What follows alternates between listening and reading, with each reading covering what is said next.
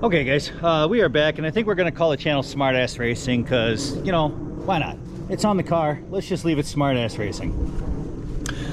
I guess it's better than Dumbass Racing, but anyway. So I'm going to go over the car that I have, just kind of show you where I'm at. I'm going to talk a little bit about its backstory, how I got the thing.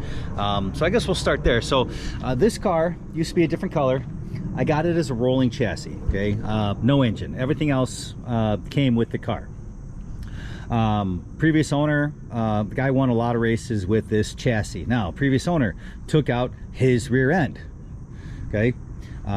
Probably swapped out shocks, probably swapped out springs, told me what spring rates were in it, but without, you know, absolutely being certain. I can take his word for it, and I have no reason not to believe him, but it's not necessarily a spring setup that I wanted to run. It's got different wheels on it by now, just because. So, you know, got this thing as a roller. So I had to go through it and tighten up all the suspension. You know, stuff was loose because it was just thrown in. But I basically left the car alone as far as that. We're not allowed to make suspension modifications other than springs. And I mean, you can try different brands of shocks, you can do different things. We can't run even polyurethane bushings. You know, everything's got to be stock in this thing. So bought myself a 383. This was a long block, okay? So, you know, blocking heads is what I got. So originally had different GM manifolds on it. I'll tell you the story on that one. I hung, just as a kit, a short water pump, because that's what the kit came with. I run an alternator. Yeah, I know you're losing a few horsepower, so what? I never had to worry about charging the thing. And horsepower is not the only thing. I've got to make some adjustments. My fan is too far up, but everything up front I had to hang, you know, and wire in and all that good stuff. Put in the distributor and wire. So used to run the regular log style GM manifolds because that's pretty much what you have to run. And one night I lost the right front tire going into the 3.4 and just straight into the wall. Hit it diagonally sideways. Don't think I tweaked the frame, but I hit this thing hard. But I hit the front and the rear. I mean, it just bam, slid. Engine moved so far, you know, and there's not a lot of clearance, and you can kind of see that that manifold in there is you know, tighter than it should be. I have to work on that guy. But the exhaust manifold actually hit the frame, snapped the exhaust manifold off. So I found some LT1 manifolds, got those on. I'll make a little video on this guy, but the reason I have all these gaskets on here is to shim this out is because of the starter motor. I need to get a different starter motor where I can rotate the solenoid upside down, then I can bring this whole thing in, give myself a lot more frame clearance. But you know, I've already spent more than I should, sorry honey, on the car, and I have a functioning starter motor. So to say I'm going to drop another 150 bucks on the car, you know, it's hard. So anyway, we'll get into that. So this is a 383 stroker. It moves. I have not put it on a dyno. It does pull 14 inches of vacuum. That is our minimum spec. We're allowed to crank 180 psi compression. When this is cold, I did a quick check, I'm only at 150, so warm's probably about 160. So I do have room to bump up the compression at some point in time if I want to. Right now I have enough power. My problem when I'm driving this thing is I'm a little too quick with the throttle. That's usually my biggest problem. Well, one of my biggest problems, it's the top three at least, is get in the corner, maybe get the car turning, and you apply the throttle and I'm too far, too fast, kick the ass end out.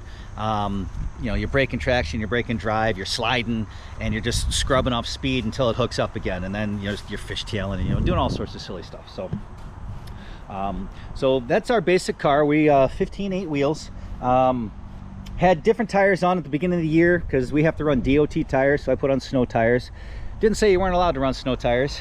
I was allowed to run them for a while until one day he said, yeah, I'm going to DQ you now. I'm like, great. Well, there goes 800 bucks in tires, because it's not just the 4 in the car, it's the spares that you have. So everybody's running Cooper Cobras or Mastercraft Avengers, which I guess are the same tire. These are cheaper. I run a 235 70 15. We have to run 70 series tires or 80 series tires. We can't run 50s or 60s or 65s. We have to run 70s. I run the 235. Probably 80 to 90% of the guys are running the 225, and there is a guy out there running a 215. All in these sizes. The guy running the 215 doesn't have as much motor. He spins his up a little bit. I'm not sure if that's why. He wants a little gearing. Most of the guys are running the 225s. Again, sort of a gearing. I run the 235s, and I do it for two reasons. Number one, I haven't dynoed this thing, but you know, when I get up towards $6 grand, every now and then it just seems like she runs out of legs. You know, I mean, I can wind it up, but it's not pulling anymore. This engine makes a nice amount of torque. And I will confirm that when I put it on a dyno, but for me, I want to bring those RPMs down. I'm running a 256 rear end. I run in first gear, you know, and we're hitting solid 60s, maybe 65 sometimes on the track going in the turn. You know, it's a short track. But I wanted to pull hard, and I've got plenty of power coming out because I'm spinning 38, 140 grand coming out of the turns. I'm well in my power band, well enough that I have to be delicate with the throttle, or I kick it out. And then once she's finally moving, I can get that pedal down, but I'm more than halfway down the track. So it's like, you know, it's running out of legs at that point in time. So anyway, reason number one, I'm losing about 150 RPM compared to a 225. Reason number two is they are a solid ½ inch wider. Okay, you take a look at these guys and you can see that that 8-inch wheel is inside, you know, the tread. I have a sidewall bulge, you know, on this tire. The guys running the 225s, they don't have much of a bulge. Why is that important? Well, we're all running 8-inch wheels. You don't have to, but that's what everybody does because wider is better, right? Problem is we're running low pressures, and so when you're putting a narrower tire on a wide wheel, you don't have that sidewall pressure, you know, pushing out, and it's easy to pop a bead on these things, you know, on that outside tire, especially when you're running lower pressures or something. Some of these guys run real low pressures on their rears. They have to run a bead lock to hold them on, but they think that's, you know, giving them an advantage, which it might be. I don't know yet. By having the extra width, I don't do this. So I know I'm rambling. So anyway, sorry about that, guys. That's the basic setup. When I first scaled the car, it was a total guess. I scaled approximately 3,500 pounds, you know, a little bit more. That is on the scales at the track. The scales at the track, one week I'll gain 20 or 30 pounds, the next week I'll lose 50 pounds, you know, so you gotta, you know, be generous with that scale, but you know, around 3,500. I now weigh about, well, last couple weeks that were around 3,600 because I added 85, 90 or so, you know, pounds of lead to the back of the car to balance out the car, and I'll talk about that. Now I will have dropped about 40 pounds straight off the nose because we took all the support out of here. There was a big old factory support, and I put 2x2 all in here. So it is still pretty strong. It's 8th wall, you know, 2x2 square. Hopefully I won't be hitting too many things, but anyway, that's the car. So here, I think she's a little warm. Let me give her a pump, and we'll turn it on. Bear with me, guys. We'll get her spinning. Whoops, come on now, let's give it another pump. I'm trying to do this one-handed. We'll give her 2 pumps.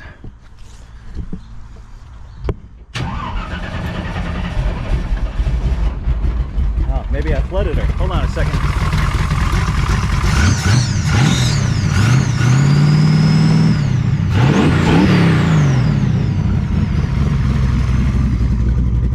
So we walk away from the car. I run mufflers. Why?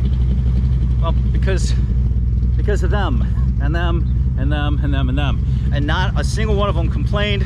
But you know, you try to be respectful. So when I come over here, it's not that loud, right? Neighbors shouldn't worry. But that's it. So, all right, guys, I'm gonna get into some other details on the car here in the next video, and hell, I might even wash it before the race. We'll see. All right, goodbye.